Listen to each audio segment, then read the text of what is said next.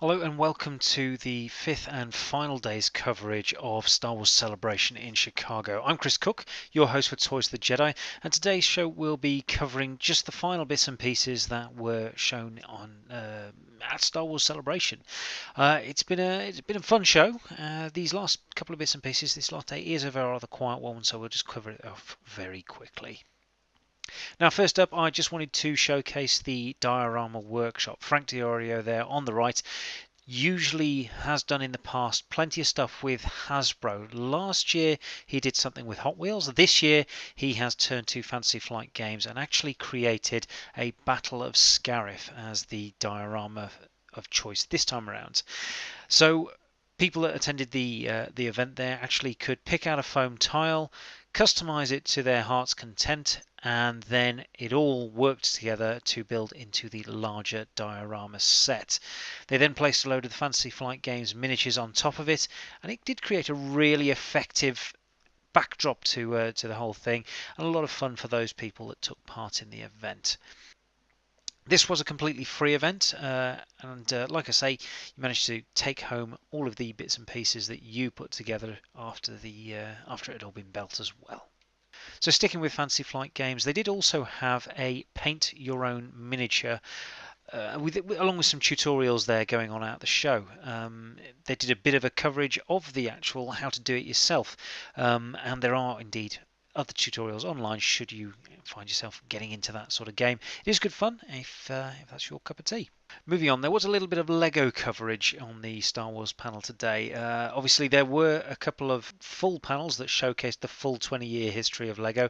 But just a little bit of a tour of their booth as what they had on show, and they were highlighting that a lot of their stuff was indeed as it was the 20th anniversary of stuff, they were taking the original ones that were released nearly 20 years ago and showing the updated versions. This is the latest Slave 1 model kit, and it is indeed a very nice kit. And also the Anakin pod racing set, one of the very basic ones back in '99 when they first released it, and the updated one that's been released now is a much improved version.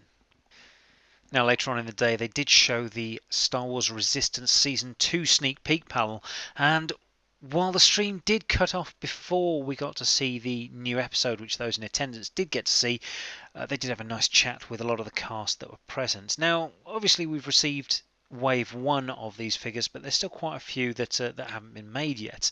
Hype Phazon here is obviously one of them, and still a main cast member, so it stands a decent chance of getting a figure coming up soon, maybe in wave 2 if that ever hits shelves.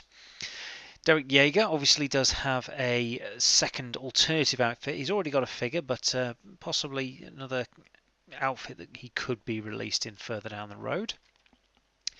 Now, Niku here, again, another figure that hasn't actually had, or another character I should say, that hasn't had a figure released yet, but is still one of the main characters.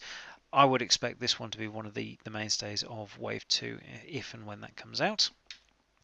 Now, Bobby Moynihan's character Orca and his buddies again are characters that haven't been released as figures yet. Maybe a nice little 2-3 pack there would actually go very well to getting these guys out into the hands of collectors.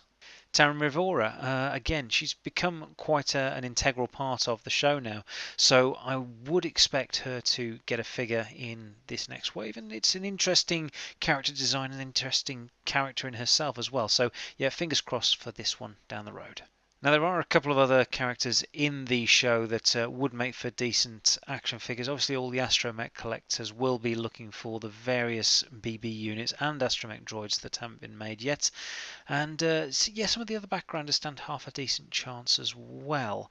The other character of note that was mentioned but wasn't actually brought up in the shown images of in the panel was Agent Tierney from the First Order side of things. Again, quite an interesting character model there that would make for a decent figure.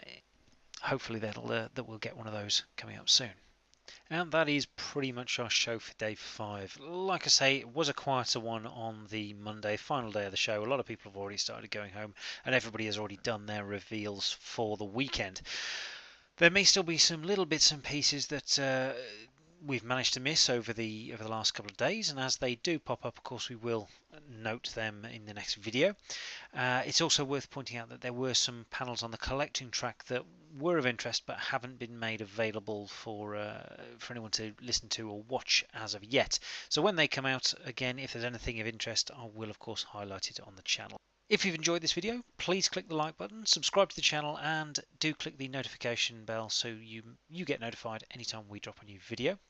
If you would like to follow us on social media, we are on Instagram and Twitter, both at Toys of the Jedi. And please share this video with your friends and wherever you do your sharing. Until next time.